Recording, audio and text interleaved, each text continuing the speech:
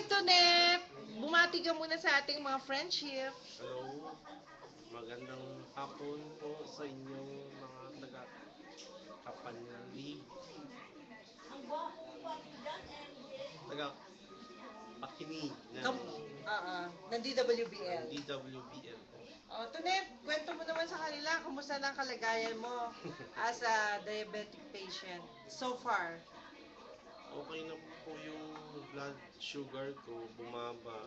Kaya lang, maintenance lang po ng ginagamit ko. Exercise, bawas ng pagkain ng mga mas tatamis, kanin, at higit sa lahat, Tito, tita, kasi exercise.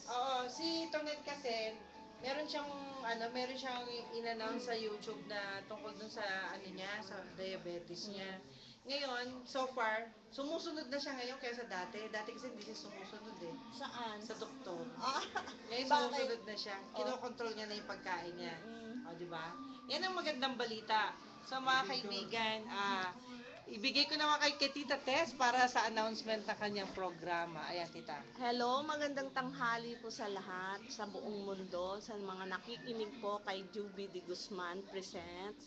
Inaanyayahan ko po kayo makinig sa programa ko mga mayang alauna hanggang alas 2 ng hapon, Saturday with Tita Tess. Featuring a different pastor from Christian communities. Uh, sa atin po dito sa programa. Unang bahagi po yon.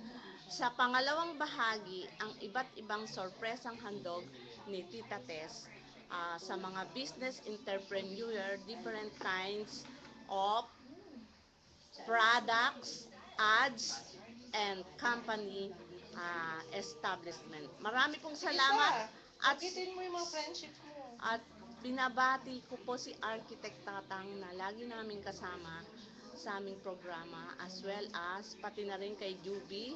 Parati po siyang nagiging kasama namin, nagiging guest at nagsasalita sa programa ni Ito lang Juby ba? de Guzman present at sa kanyang Pinoy Pride Hotline Balita.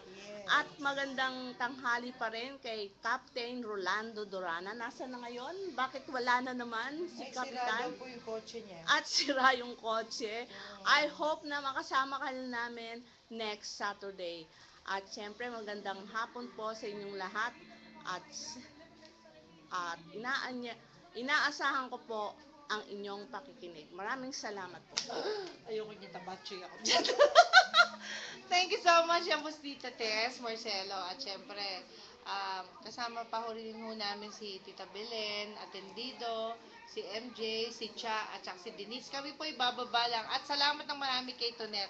Tonet, Maraming salamat po. maraming salamat sa iyo. Okay, thank Ayan. you po. Yan po si Tonet, ang aming tagapag-ingat dito sa studio. Muli po, ito po si Juby. Bye-bye. Bye! Bye! Bye! Bye! Tumigil. Ayan, ayaw yung minto.